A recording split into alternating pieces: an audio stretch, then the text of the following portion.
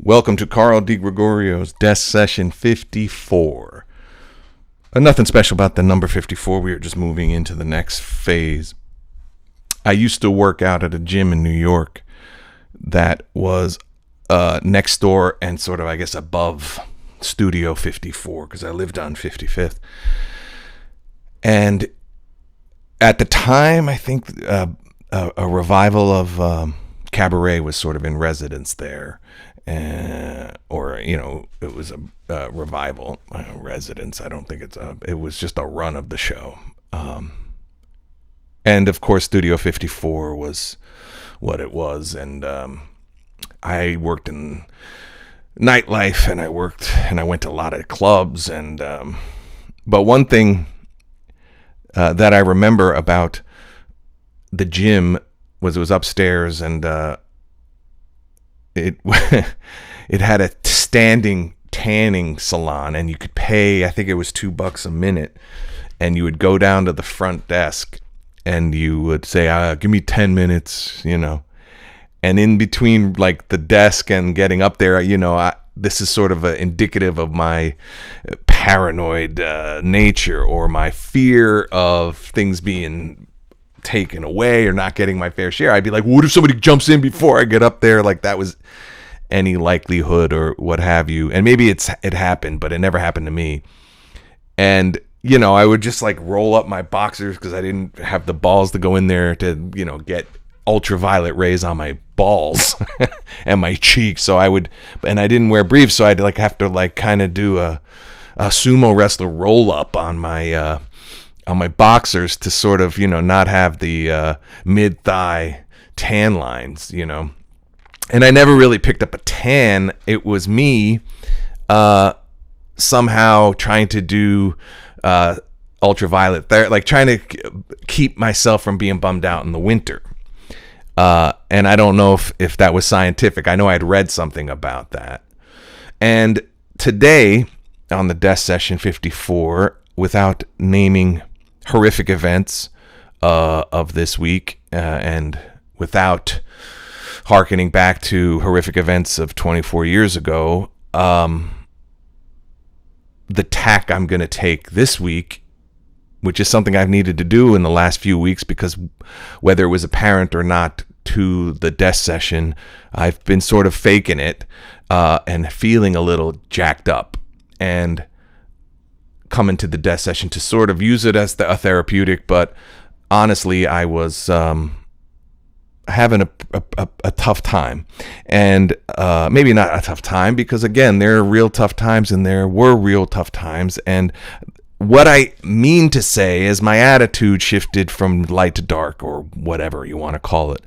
And I forgot to remember. And so the reason I bring up the gym and the tanning booth is almost to say, even before the internet in the 90s, when I talked about last week that I've always been an avid reader and a consumer, and I know that there's quote unquote more information and it's a lot more passive to ingest it via your feeds and your timelines, and that the social / media, I was more of a media devourer, and I may have shied away from doing something as insane as cruising a Barnes & Noble to get a self-help book, but I did dabble.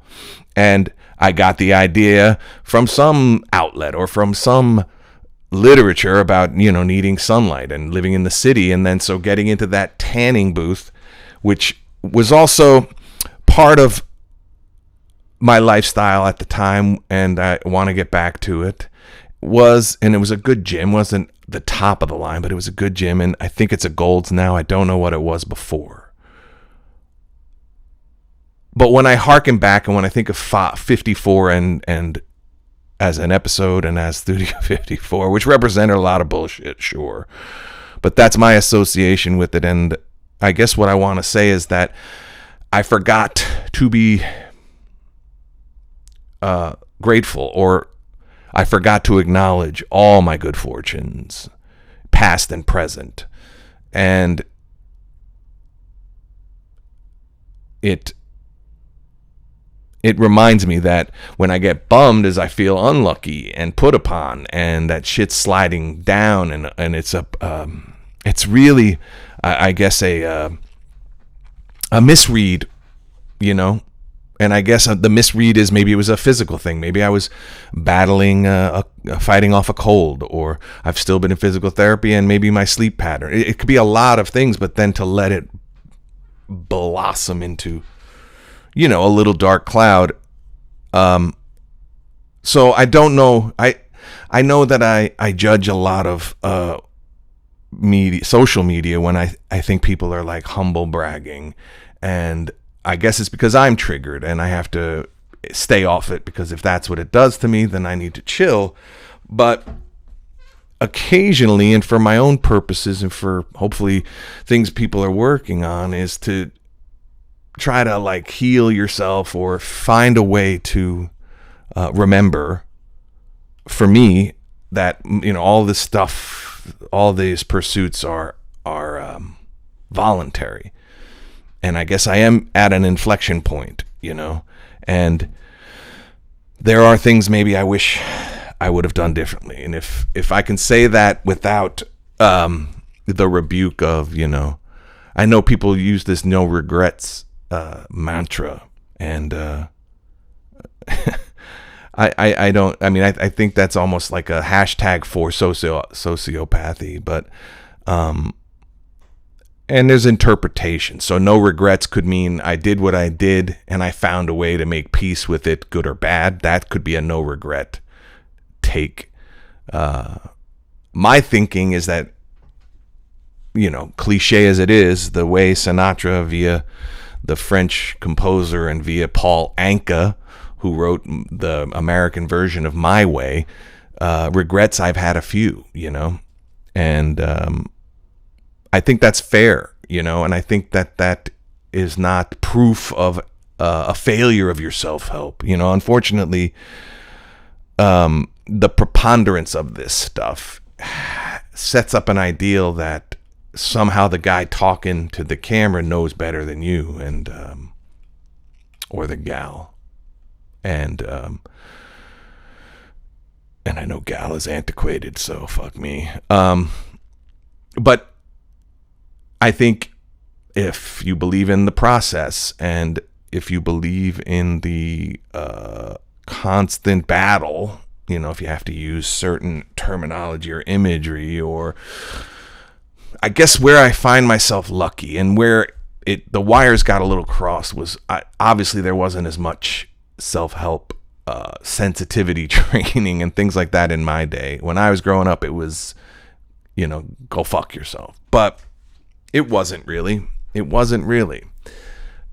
We had, I do remember vividly, having a half day, or having half the day be almost like a sit down because of a suicide in a school in my area that nobody heard about except that they brought it up. So it was kind of fucked up.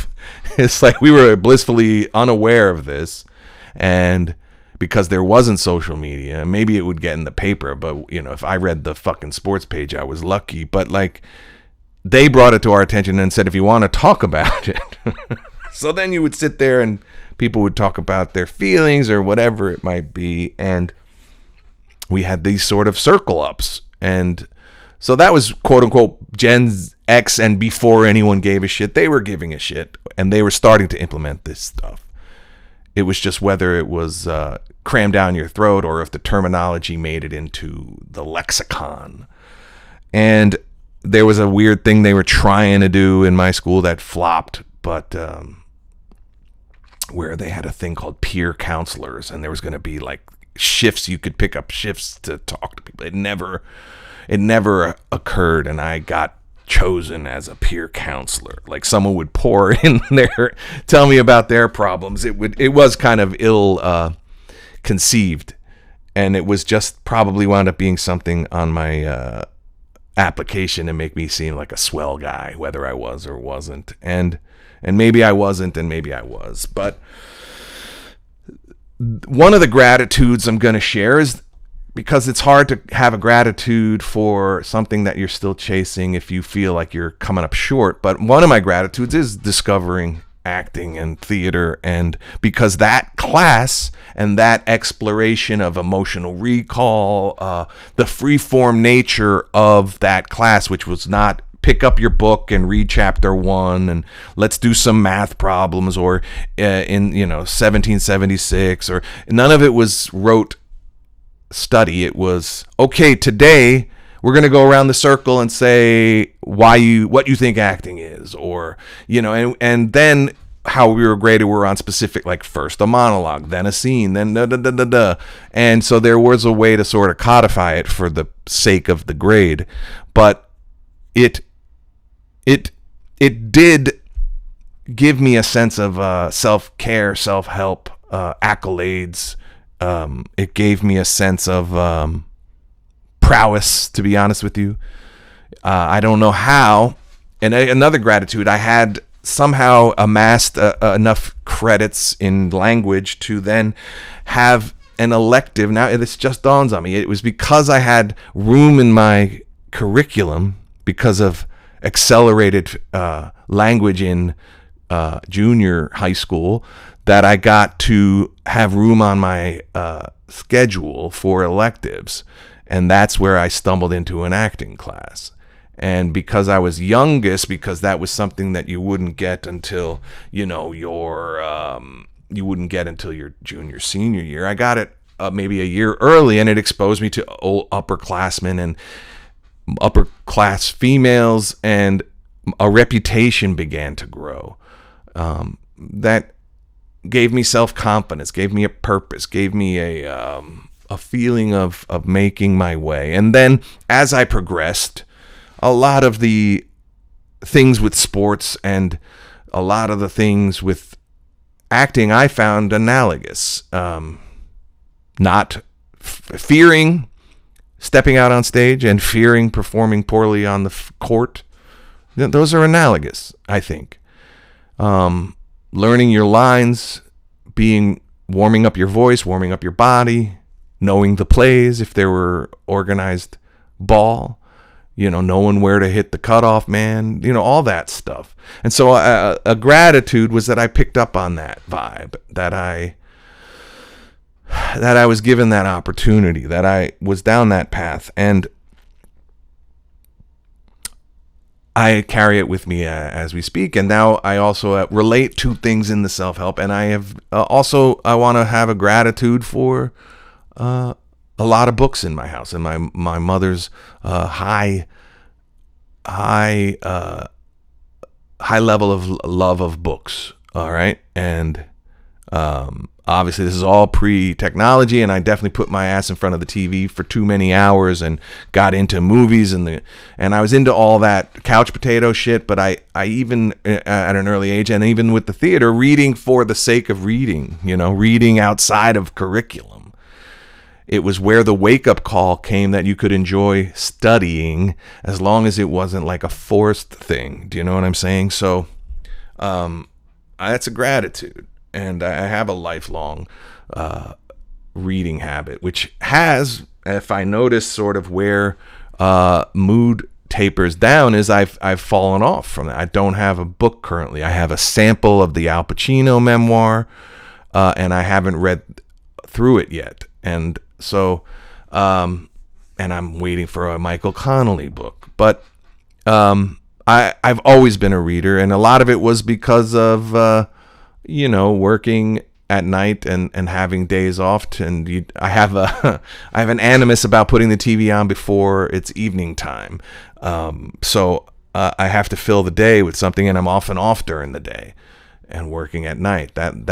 That's a weird orbit, but also like a cool way that I did amass some information, and I guess that's a gratitude.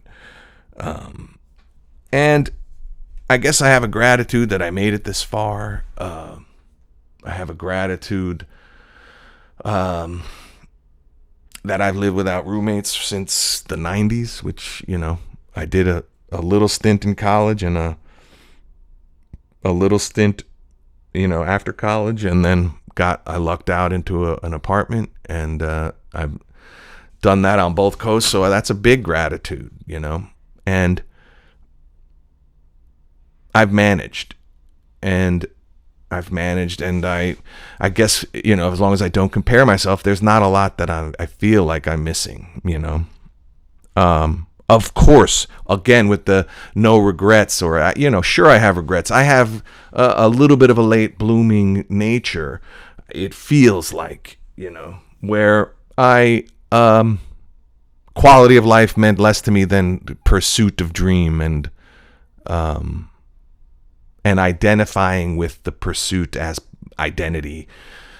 And I hurt myself with feeling bad about who I might be because of perceived things unrequited, and that was rough. And I need to remember that you can be both a good person and a striver, or you could be a piece of shit and successful. And maybe the goal now is for me to just be a little bit more happier, a little more grateful.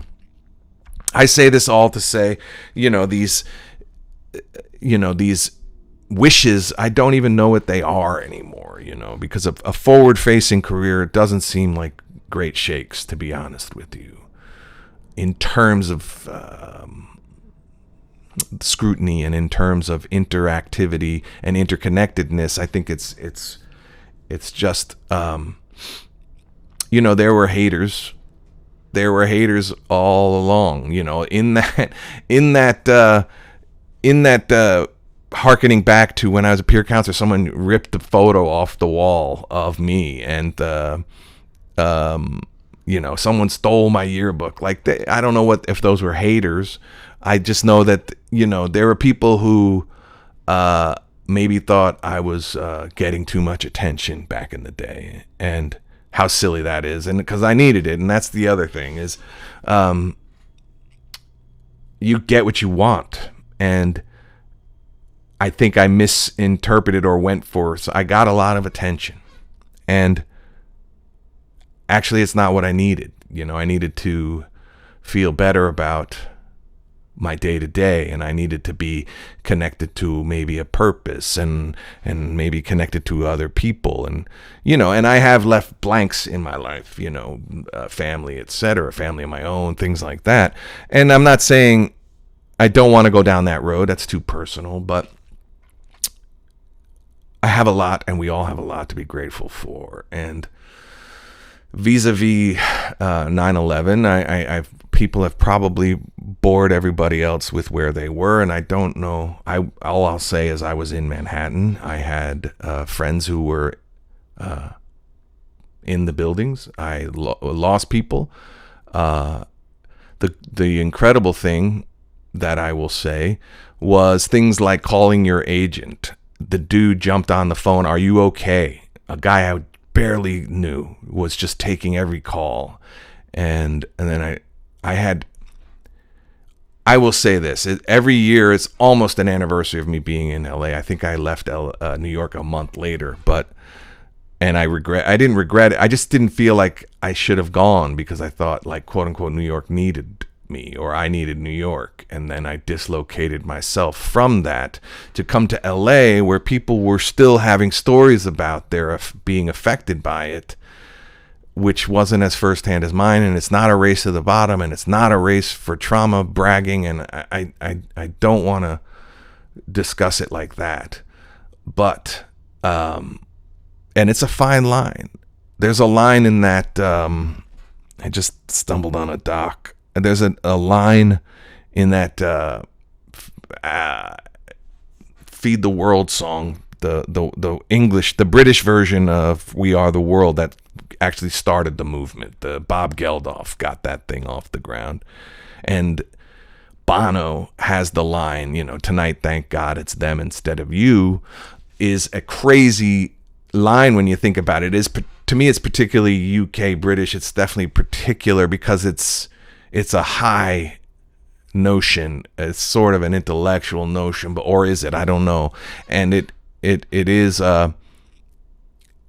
it is saying buy this record because you can afford to buy this record to help those people. And I guess that's what he means by thank God it's them instead of you. And I hate to take that stance because it seems like gloating, and I am very sensitive to how people discuss this.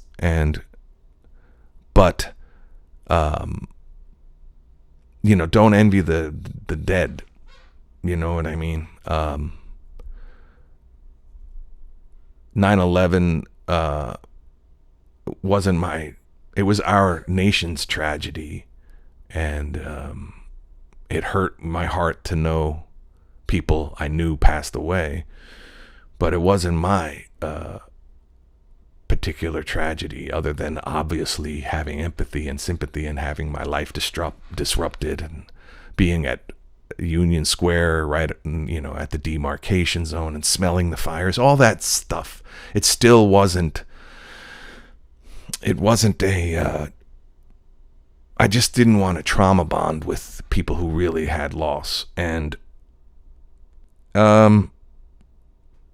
blowing my knee out before my at max Division III possible basketball career got off the ground was not a loss and not a tragedy. It sucked, and I took it badly, and losing a friend before after 9/11, that was harder, and that was that was one I will take as a loss. And all the losses that we all encounter, I think you can go down a rabbit hole of trauma bonding and survivor's guilt they talk about. And I think part of the drive, or whatever it might be, is to take a baton from the other side. If you had love for someone who was lost, the image of that, the 4x100, that you're taking the baton, and that's always the exchange, right? That's the trickiest part of the race, because if everybody was just running those splits, we'd smoke people. But that's that exchange of the baton from loving someone, losing someone, and then how do you continue the race? That is where I think maybe some of us, maybe I have misinterpreted what you're supposed to do. Are you supposed to weep every day forever, or are you supposed to carry the joy you had with that person, the complicated nature of that relationship? Are you supposed to carry it forward, and are you supposed to do the best you can? And that's what I'm grappling with, is am I doing the best I can? And they say comparison is the thief of joy, and I can't beat myself up because I am not currently starring in certain things. I can double down. I can regroup my efforts. I can change my headshots. I can keep working on this show, the one-man show, to just sort of get more art out there. And I got to be careful, because if I have a ulterior motive to expressing the thoughts in the show, then I got to be careful. If it was just to put myself out there, because look what happened with stand-up. I really was always an actor and a writer. And I thought if I did stand-up, I could bring myself to the attention of the marketplace, which I did to some degree. But then the incongruity of stand-up and acting as pathways sent a cross and mixed message to people encountering me in the business. Are you a stand-up, or are you an actor? And while I would probably say stand-up is the harder of the two in terms of what it really takes to do, or at very least it's not a collaborative thing, and it's a special set of skills, and acting is more of a interpretive thing, and you have to be sort of selected and or drive the material. Is very rare for an actor to have that kind of pull, but they are two different muscles, even, let's say. And so I have to be wary. Like, if I do a one-man show well and it gets attention, then great for me. And yes, it will hopefully lift a profile, or at least lift a perception of me as a doer. And that was why I did a play in New York that I wrote, was I wanted to be aligned with being a doer, not a sayer, or a talker. And I've had so many encouraging moments. I had a chef in my kitchen in New York. He would break the rules for me, and he would give me the fish special on my meal, things he was not supposed to do. I think I could get almost anything out of him but a steak, you know what I mean? And we had a couple of meals you could get automatically, but every once in a while I'd be like, what's the sea bass? Yeah, throw me one of those. He would hook me up, Once in a while we get in trouble because I was chowing that fucker down and I wasn't supposed to, and the boss walked in. But I had just kind of finished my play, or it was about to be produced, and another gratitude is I said, I need every bottle from the throw out. Don't give me one of those big, give me the recycles. And so I had, when I did my play in New York, it was set in a bar. Not only did I have all the bottles with the right color booze and the stopper, it looked like the back bar looked like we were open for business, they had a spare cash register. So I had a spare cash register. I had a cash register. You never see that in a play, it's set in a bar, but I had the goddamn cash register. I had the spill mats. I had the thing almost functioning, I had the thing where you pop the bottles open under the bar, the little, instead of a church key, we popped them at one place, But he said to me, no one can take away the fact that you did what you said you were going to do, when I opened and closed the play and I spoke to him,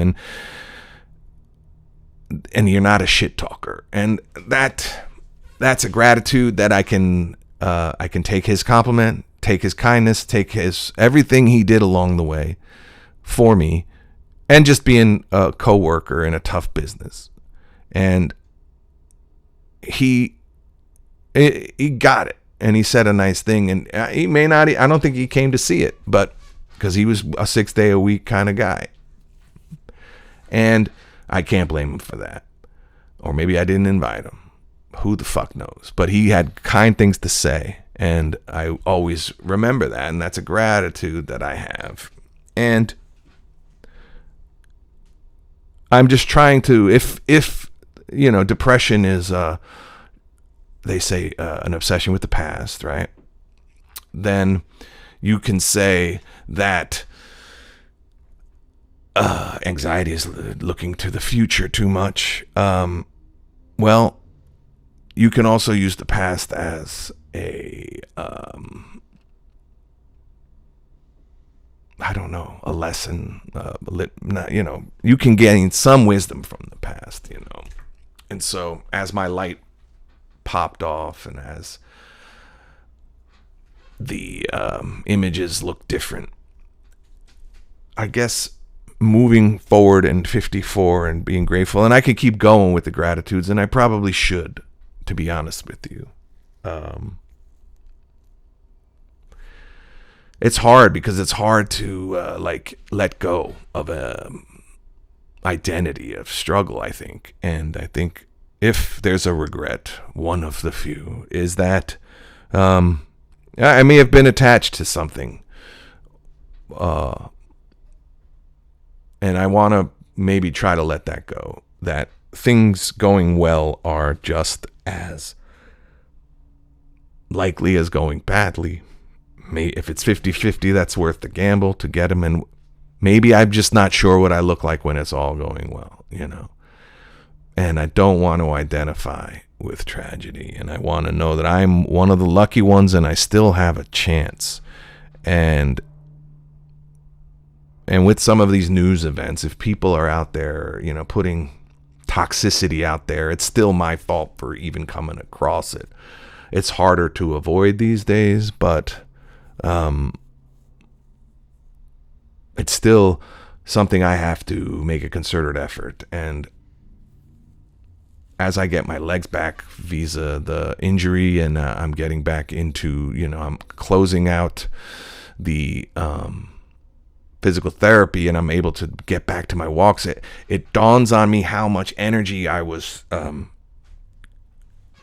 not burning because I wasn't able to exercise because of my foot and not seeing the outdoors and things, and putting it back has really helped. And so I guess that's the Death Session 54 is to remind myself that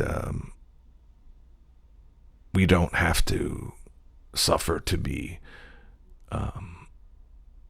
considered worthy, and if you have suffered loss, identify, I suppose, with what was lost in life and where maybe, these are all judgy phrases, but maybe you have an obligation instead of tanking it, is you have the obligation to finish the race or to carry on in the absence, and be glad for your opportunity, and I guess I don't know, this kind of got a little existential, little spiritual, but that is, I guess, how I feel in September. And like I said, I don't want to identify with that as my tragedy, but there were people that I really cared about, and some that I don't know, but we all got jacked up, but it still was and always will be worse for those folks that had direct impact. And so I